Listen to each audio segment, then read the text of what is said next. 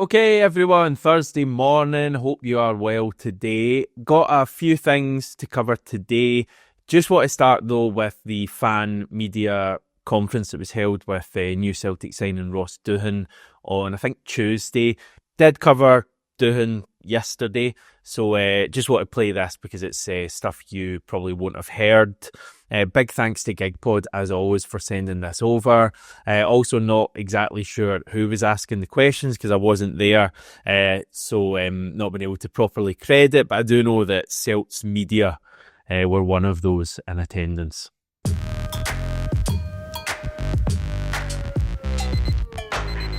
So what made you leave the club in the first place, and what would you say has changed in the years since that made you want to come back to Celtic?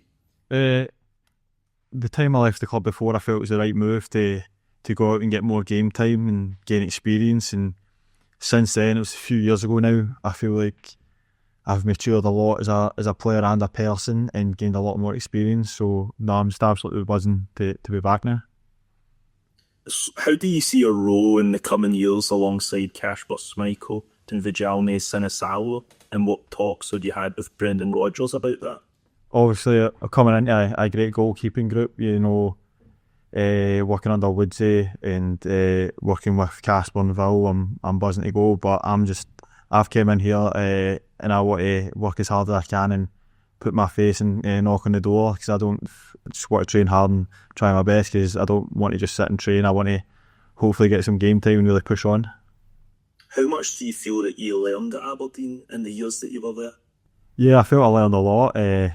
Obviously, I was at a couple of clubs as well before I left, after I left Celtic to go to Aberdeen, but the 2 years at Aberdeen put me in good stead, being back in Scotland playing games in the Premiership here, so no, I enjoyed my time there, but as soon as I got the call to come back to Celtic, I was absolutely buzzing. It was a no-brainer and I just couldn't wait to get it done. Ross, it's been a whirlwind few weeks for yourself, making your Scotland debut against Liechtenstein, re-signing for your boyhood club. You must be absolutely thrilled with the way things are going. Yeah, absolutely buzzing. The last couple of weeks have been absolutely amazing. The Scotland situation came out of the blue, being on holiday, going back, and then getting my first cap, and then finally getting it confirmed, getting announced to sign for Celtic, which I'm absolutely buzzing about. So it's been a great couple of weeks. And you play against your new teammates twice last season. What qualities stand out for you about this current Celtic side? Just the ruthlessness and the way they want to play football, just the tempo, everything. It's just a top team, and I just can't wait to get involved. And can I just touch on the devastating news yesterday that Lisbon Lion John Clark passed away? You would have bumped into him at Lennoxtown on match days during your initial spell.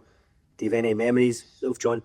Yeah, it's always a memory seeing him in about Lennoxtown at the stadium for my first spell here. He was just, obviously, was a massive part of the club, and he'll be sorely missing. It's just devastating news, and it's just my condolences. He's obviously got his family, but it will be a massive miss because he was such a big part of this club. Look, you've obviously you've had a long association with the club. You took the decision to leave at quite a young age. That period away from it, well, how has the experiences you've had, both south of the border, coming back up, and obviously playing opposite this team, but how have those experiences shaped you, not only as a goalkeeper but as an individual? Yeah, it's been a few years since I left the club, and then going down living in England myself, it's made me mature a lot as a guy on it and off the pitch, and try to take the experiences that I've had, ups and downs, being away from the club and the other spells. It's just put me in good stead, and even though, as I said, there's been ups and downs, I wouldn't change any of the experiences I've had, because it's led me to where I am today, and this was always a dream to come back to Celtic as soon as I left. Yep. One of the big challenges for goalkeepers at this club playing in the larger moment is big responsibility and helping them transition from defence to attack with manager legs. How much are you looking forward to the challenge of really be part of this, very forward-thinking, positive attacking team? And is that something that you feel now you've got a skill set to come in and contribute to us? Yeah, I feel like the way the manager wants to play and the way the team have been playing the last season, last few years is great, and I just want to be involved in it and try and do the best I can to help the team and just learn every day, because I'm at the age where you're never too old to learn. So I'll go in and try work my hardest and try and get better and better every day to help this club. Listen, and obviously coming back, more from I guess an individual standpoint, how does it feel to be back amongst the club, and has it changed much since you left? And how do you approach the day-to-day work here? I appreciate you've not been in there for too long yet, but how are you approaching things day-to-day compared to when you were here for? Yes, I'm obviously absolutely buzzing over the moon to be back. The place has changed a wee bit. There's been a few changes to the change room, etc., and the buildings, but there's always the familiar faces you see, which always makes it easier. Like walking in the door today, seeing a few familiar faces, and it just always brought back good memories. And now we just can't wait to get going again. Also covered Alistair Johnston on yesterday's video, having just come across him playing in the Gold Cup for Canada. Also came across an interview that he's given to Canadian outlet One Soccer.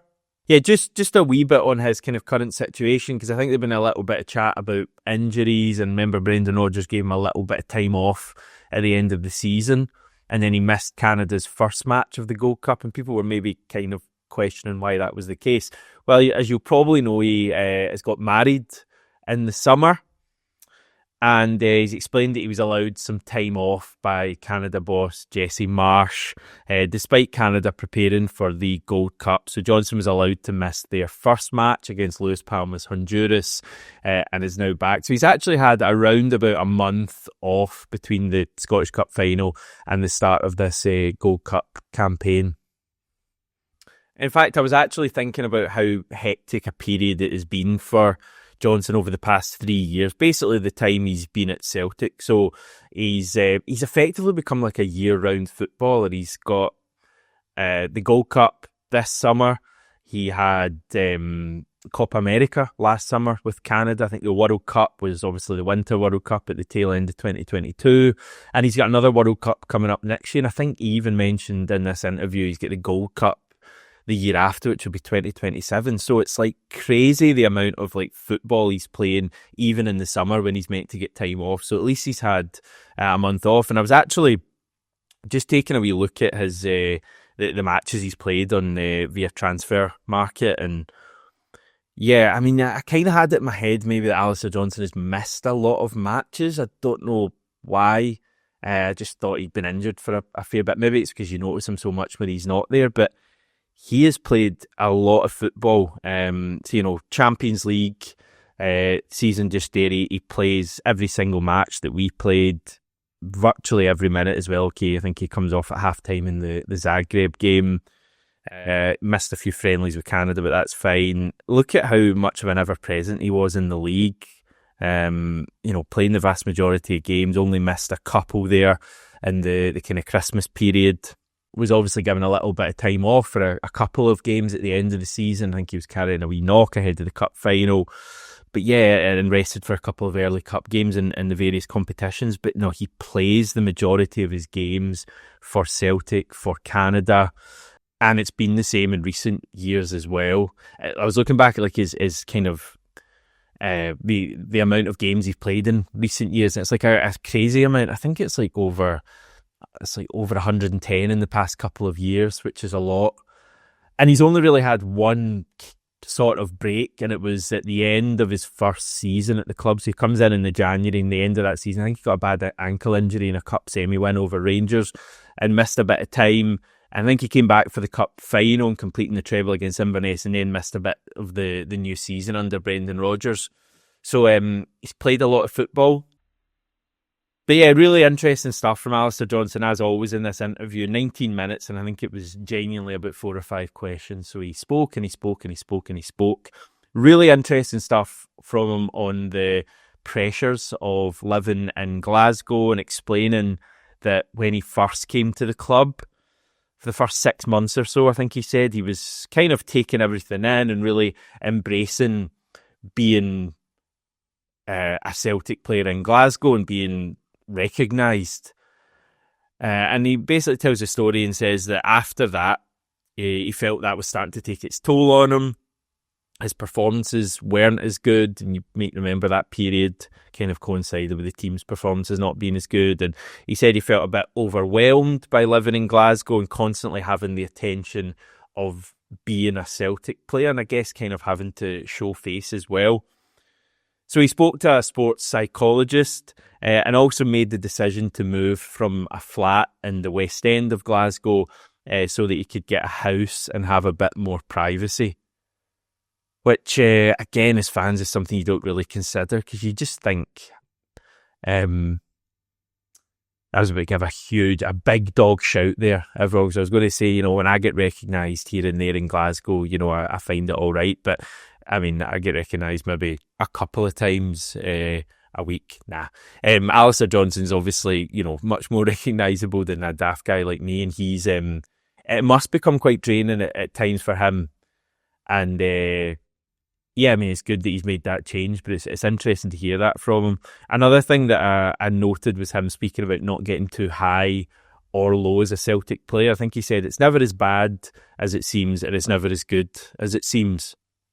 And he spoke about, playing with the chest puffed out, which he tends to do, and the effect that can have on opposition players. He said, even when we were playing Bayern Munich and we maybe had them, slightly rattled for spells of that game in Munich, he said you were still seeing their players walking about confidently, and it does have an effect on you as an underdog. So he says he wants to bring that to being a Celtic player, and obviously coming up against underdogs most of the time, if not all the time, in Scottish football. So even if things aren't going quite as well, still act composed and don't be panicking. So I found that quite interesting. Anyway, sorry, I'm getting interrupted here. I'll sign your autograph later, honestly. Okay, hilarity over, everyone. Don't know if that'll make the final cut. But anyway, Shaun Maloney has now been announced and appointed, I guess, as our professional player pathway manager. He's fitting that in his LinkedIn. The club say he will work closely with Paul Tisdale, who's our head of football operations, Brendan Rodgers, who you may know as the men's first team manager, Chris McCart, our head of academy, as well as the club's B team and academy coaches. And they call it a hugely important role. You'll work to ensure the effective development of players to play for Celtic. There were some quotes from Maloney, from Brendan Rodgers, and from that man Paul Tisdale. Nothing major in there, although, pretty clear from what Maloney was saying that his goal is to get more players through from the academy to play for the first team. So not shying away from that. I just think this is a good thing. I think it's a really positive thing that Celtic have made this move and are, putting effort into trying to get more academy players through. The club clearly feel it's not been good enough in recent years. And, I think Darren O'Day was great for the role. I think Shaun Maloney, I think he has, as I covered yesterday, I think he's got a lot going for him in this role, between the experience of having done it himself as a player, his experience as a coach, how well travelled he is, and the fact he's got an existing relationship with Brendan Rodgers, but I guess also with Chris McCart for sure, because he's been at the club for about a century, and whoever else is in those positions. So I think it's really good. The point I'm going to make here is I think the club should be really open about this. And I know, again, I'm not holding my breath with regards to this, but how amazing as fans would it be to get a Celtic TV interview with Shaun Maloney, possibly with Paul Tisdale next to him as well. Let's find out about this role, exactly what we're planning here. Okay, you don't need to tell us exactly what's been planned, but I think more than that, just, as I say, bringing the fans along on this journey. This is something positive. Things are good at Celtic. We should be, I think, more proactive in terms of, showcasing what we're doing as a club. I don't get why there's always this need for everything to be behind closed doors, privacy, firefighting type thing. I'm not asking for a press conference and Shaun Maloney to be grilled here, but let's just hear from him, in a Celtic TV interview. What can you bring to the role? What are you hoping to do here? Because then I just think as a support, there'd be so many talking points to come from that. And maybe that's me selfishly looking at being a fan and doing this channel and wanting stuff to talk about. But yeah, it's just kind of, remember Celtic did that survey last year. I think that was my main thing, that my main kind of criticism or hope for the future was for the club to be more open with things, and other clubs do it.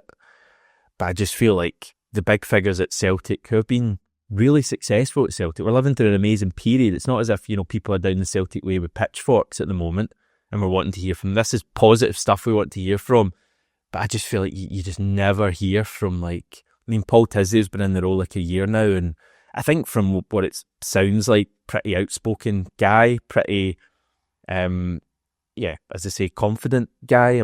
I would love to have heard from him, but it's obviously not club policy. And it'll be the same with Shaun Maloney. But anyway, that was just a minor gripe, or maybe a major gripe, I don't know. Anyway, club have been promoting Celtic TV ahead of the new season. Yes, when they want a wee bit of money, they're happy to promote things, but it seems like every pre-season match will be shown live on Celtic TV. That is with the exception of the Newcastle United one at Celtic Park, which won't be shown live in the UK and Ireland. They're obviously trying to convince more fans to go to that. But yeah, it seems like every other match is going to be shown live by the club, including the closed-door match against Estrella de Amadora, which is now down for an 11 a.m. start on Saturday the 12th of July. That's really good. I think it's important for us to be able to watch pre-season, and ideal if it's all in the one place as well. You don't need to worry about any daft subscriptions for kind of relatively meaningless games. Really pleased with that. I'll even forgive the club for talking about playing sport in the heat of Lisbon, which may be difficult given that the game's in Faro. So that's where we are for now, everyone. One final thing, it does seem like Greg Taylor's departure from the club may be confirmed in the coming days. Potentially Monday we'll find out about his new club. And I guess at that stage Celtic would move into all of the goodbye Greg type stuff. I'm assuming they're going to have that lined up because he gave us, great service over 6 years. I guess it's been slightly untidy the way it's been done. It would have been nice maybe if he was going to leave for it just to be sorted after the cup final and get the goodbyes done and then move into the new season. But probably not a major issue, to be honest. The club will get on with that next week. But you should hear about that in the coming days. I hear he's off to sunnier climes. I wish I was as well. It's pretty bleak in Melbourne, but you probably don't have much sympathy for me. And just need to find a new left back then to go alongside Kieran Tierney. But for now, everyone, I will leave you. Enjoy the rest of your Thursday. I'll speak to you tomorrow.